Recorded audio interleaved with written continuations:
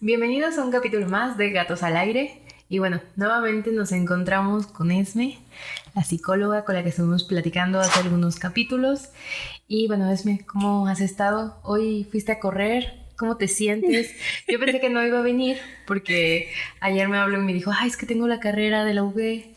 Y yo dije, ya me va a cancelar, pero no, se logró y aquí está con nosotros. La profesionalidad ante todo. Sí, ¿tú crees? Pues no había tenido una buena racha de entrenamiento, ni de cuidado en la alimentación en los tiempos, y pensé que no era una buena idea correrlo. Pero hoy me animé a hacerlo y la verdad es que me fue bastante bien. Bien cansada, pero bastante bien. Hice un mejor tiempo que anteriormente, entonces me siento bastante satisfecha. ¿Y tú corres? Ay, no, o sea, así como carrera, no. Hace muchos años yo entrenaba atletismo. Entrenaba para velocidad. Ajá. Solo una vez me tocó correr como 5 kilómetros. Y me acuerdo que me hice como 28 minutos. Súper bien. Pero pues era de alto rendimiento. Y ya recientemente mi cuñada corre y me invitó a una carrera que hicieron en su trabajo. Fue de 5 kilómetros. Pero estaba el circuito un poco extraño.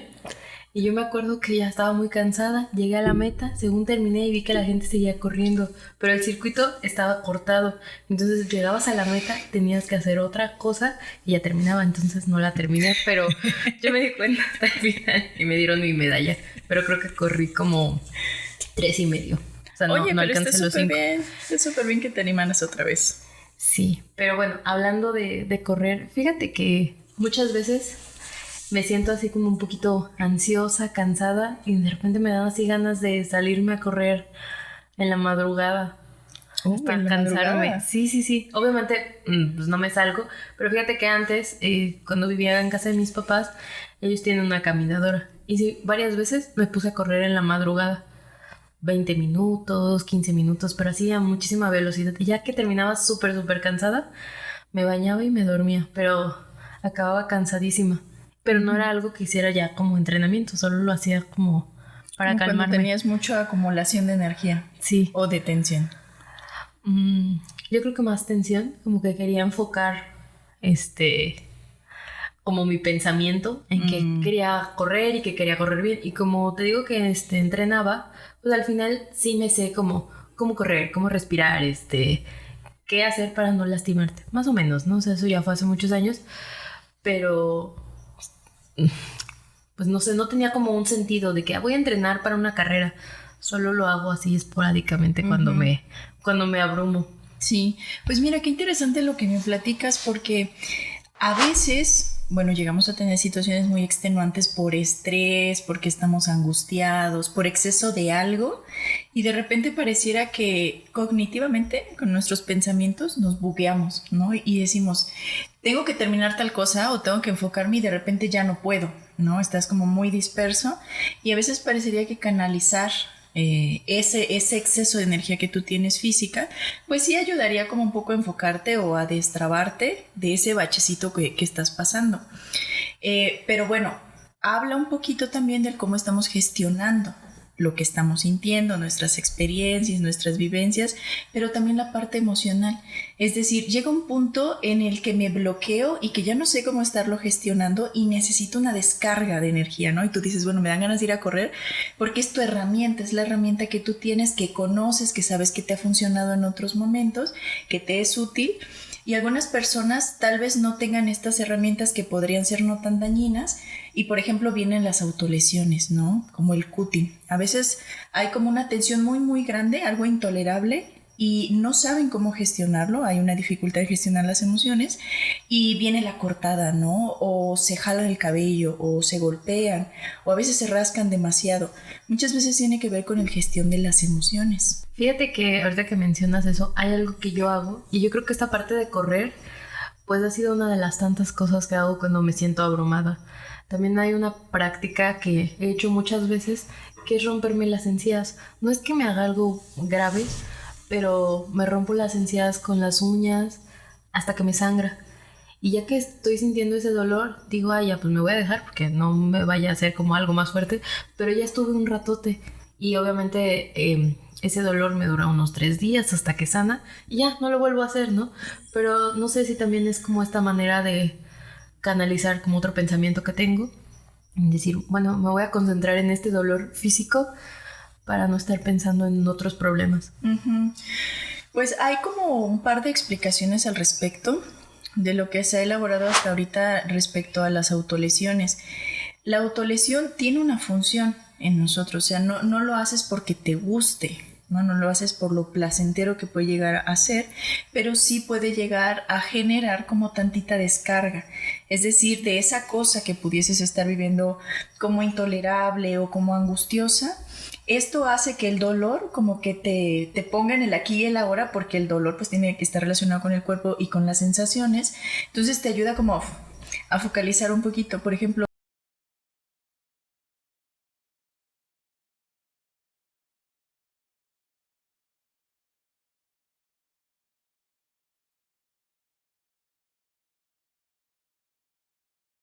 porque a veces cuando comenzamos a sobrepensar, eso tiene un efecto en el cuerpo, ¿no? Nos pensamos a hiperventilar, nos da taquicardia, sentimos que nos estamos muriendo, ¿no? Nuestro cuerpo reacciona a los procesos que tenemos en el cerebro.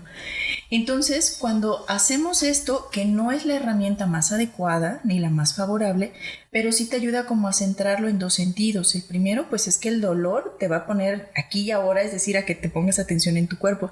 Y ya te entretuviste en el dolor y en decir, chin, me sangré, ya no lo voy a hacer, ¿no? O me empiezo a lavar, me empiezo a curar. Y un poquito para lo que sea que te esté pasando por la cabeza. En segundo lugar, también es una manera como de parar, como de cortar toda esa elaboración que pudieses estar teniendo, pero la elaboración no es el problema, sino lo que te genera físicamente, que muchas veces es angustia, es angustioso, la angustia está relacionada con el pensamiento.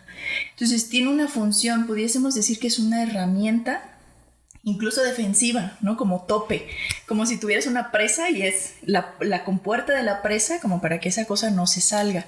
¿No es lo más favorable? No. ¿Puede haber medidas como más óptimas o más saludables? Sí. De hecho, te quería preguntar que, bueno, muchas veces he visto que recomiendan esta parte de la dopamina, ¿no?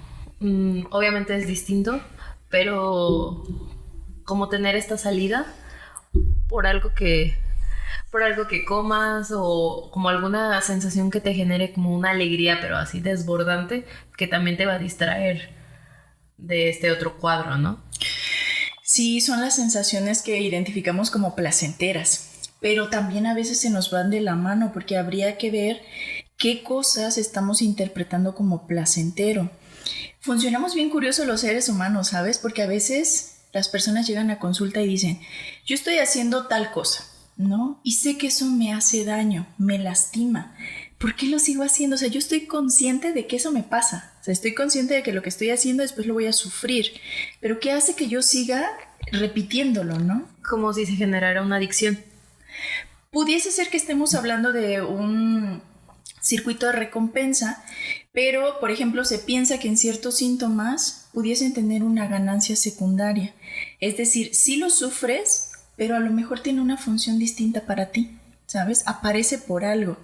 No a todos nos aparecen todos los síntomas, sobre todo aquellos que no tienen que ver con lo genético, que solamente aparecen, se desarrollan por ahí de la adolescencia o en la adultez temprana, pero tienen una función, ¿no? Nos asusta, por supuesto, se siente horrible, claro que sí. No conozco a alguien que diga, qué rico, ¿no? Que tuve un ataque de ansiedad o de pánico. No funciona así.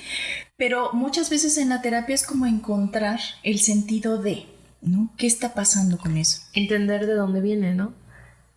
Sí, y entender de dónde viene, bueno, hasta ahorita hay como mucha contradicción al respecto, porque el origen de todo lo que tiene que ver con cuestiones psiquiátricas, psicológicas, es un poco difícil y es un debate muy grande. Las investigaciones van avanzando y hay como algunos elementos, por ejemplo, en la ansiedad se investigaba que en la infancia, cuando estás constantemente expuesto a situaciones de tensión, a situaciones angustiantes o a situaciones que son ambiguas o ambivalentes, van a generar probablemente rasgos ansiosos.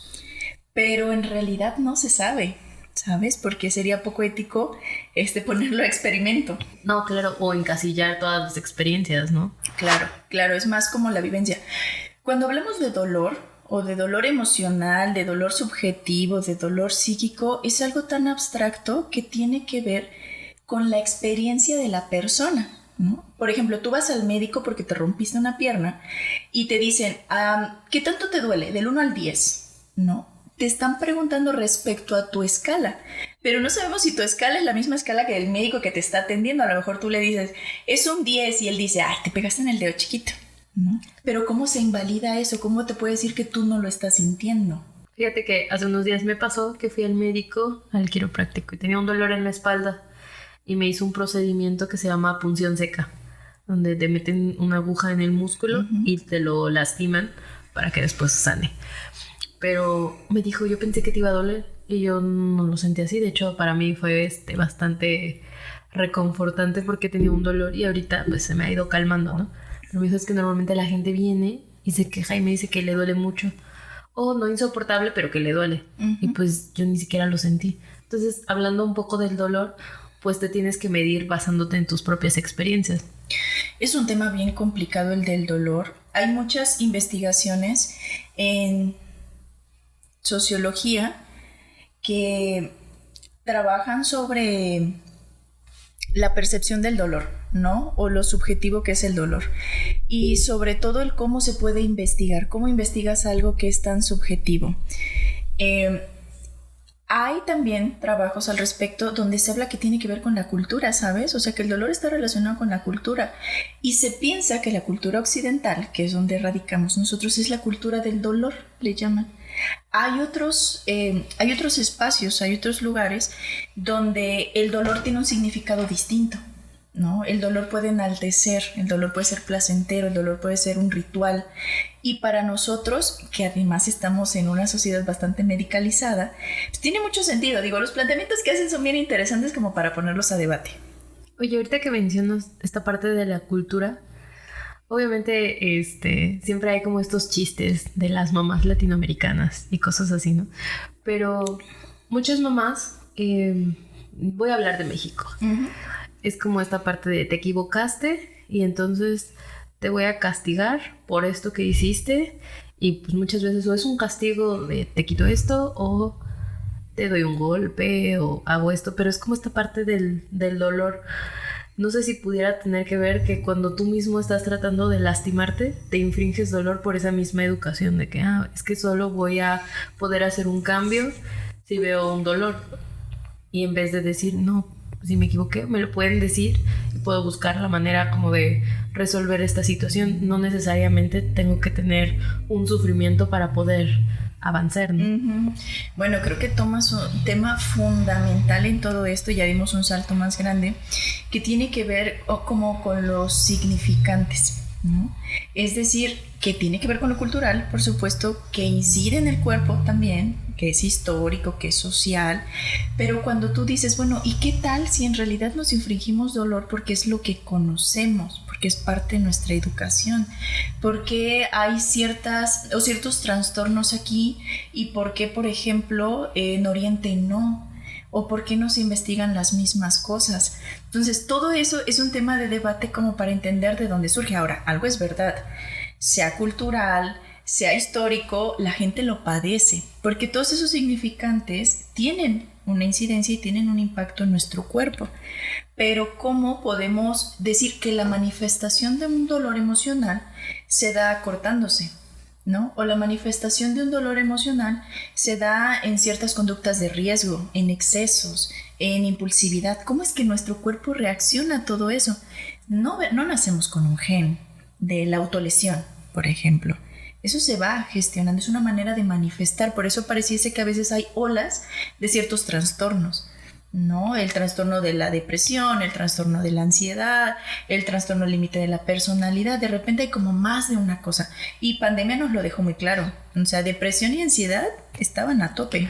Y otra cosa importante ahorita que mencionas la pandemia, muchos niños, no hablando de adolescentes o adultos, niños que estaban cursando su educación primaria y empezaron a ver todo en pantallas y de repente ahorita tienen como un problema para socializar. Ujú. Sí, hasta comenzó a surgir con más auge la idea de que había un trastorno de ansiedad, pero el trastorno de ansiedad tenía que ver justamente con el socializar, ¿no? Y entonces de repente ya no podían hablar frente a otros compañeros, ya no podían hacer trabajos en equipo, cuando regresaron y tenían que ir a teatro ya no podían ni siquiera poder escenificar nada. Incluso hubo una cuestión bien interesante porque tenía que ver con el contacto físico. Cuando parte del trabajo en las escuelas involucraba el contacto físico, había como un repele, ¿no? Había como un rechazo a eso y no sabían qué hacer con el contacto físico de los otros. Y eso que fue una temporada muy pequeña, pero también es verdad que a muchos les tocó vivirlo justo en su etapa del desarrollo cuando es fundamental la socialización. Sí, justamente, y creo que también los resultados, o bueno, ¿qué serán? Como los efectos negativos se van a ver en unos años, porque pues tú sabes que para poder hacer un estudio tienen que pasar años para ver los efectos que tiene, pues, en este caso, la pandemia. Uh-huh. Sí, seguramente sí, ya habría que esperar a ver qué resultados hay posteriormente en algunos años, pero lo que se ha identificado hasta ahora es que la pandemia paró y los porcentajes bajaron. ¿De qué? ¿De ansiedad? Uh-huh. Sí. Bueno, es que hubo este cambio de estar encerrado y tener el miedo de me puedo infectar o puedo infectar a alguien o pueden estar saturados los hospitales. Pasó a como, ya me puedo relajar, ya puedo ver a mis amigos. Claro, claro. Y por ahí creo que va un tema bien interesante. Que, por ejemplo, en esto, ¿no? Para algunos trastornos tienen un inicio. Y como tienen un inicio pueden tener un final. No te determinan como persona, es decir, no son parte de ti. Por ejemplo, muchas personas dicen, es que yo soy ansiosa. Bueno, pues sí, tienes rasgos de ansiedad. Actúas, funcionas a través de ciertos rasgos de ansiedad o de un trastorno de ansiedad, ¿por qué no un trastorno de ansiedad generalizado? Pero ¿qué hace que se piense que eso va a ser siempre? Si no, la psicoterapia no tuviese mucha cabida, solamente como para aprender a medio manejarlo. Pero así como se puede modificar, así como puede aparecer, también creo que hay posibilidad de que algo sea distinto. Sí, que haya un detonante que lo pare. Y justamente creo que por eso es pues bueno hablarlo, porque a veces te pueden diagnosticar algo y tú dices, no, pues ya lo tengo, ¿no? Y siempre te quedas con esa idea de tengo esto y soy esto, aunque ya hayan pasado años. Cuando, como dices, puedes detenerlo. Uh-huh. Bueno, Esme, esto está muy interesante y creo que es importante mencionar que estamos hablando de estos temas para que la gente sepa que estos trastornos existen y que se pueden controlar, que se pueden quitar, o sea, que no es algo como malo que tengas, pero pues justamente que lo puedan reconocer y ver si creen que es necesario ir con un psicoterapeuta o solo tienen rasgos, ¿no? Sí, creo que socializar la información, difundirla es fundamental porque a veces nos pasan cosas que decimos como que esto está medio raro, como que me siento medio rara, pero he vivido todo el tiempo y pareciera que es normal, ¿no? A veces se han normalizado ciertos tipos de sufrimiento. Y probablemente, si es que en los siguientes capítulos lanzamos como algunas ideas un poquito más profundas respecto a ciertas situaciones específicas, eso ayudaría también a que puedan acercarse y a que sepan que, bueno, uno tiene que sufrir todo el tiempo, no sufrir de esa manera, o si hay algo que nos imposibilita, si hay algo que nos dificulta la vida, el disfrute, el deseo, pues buscar ayuda. Están los psiquiatras, están los psicoterapeutas, porque dependiendo del trastorno es el tipo de tratamiento.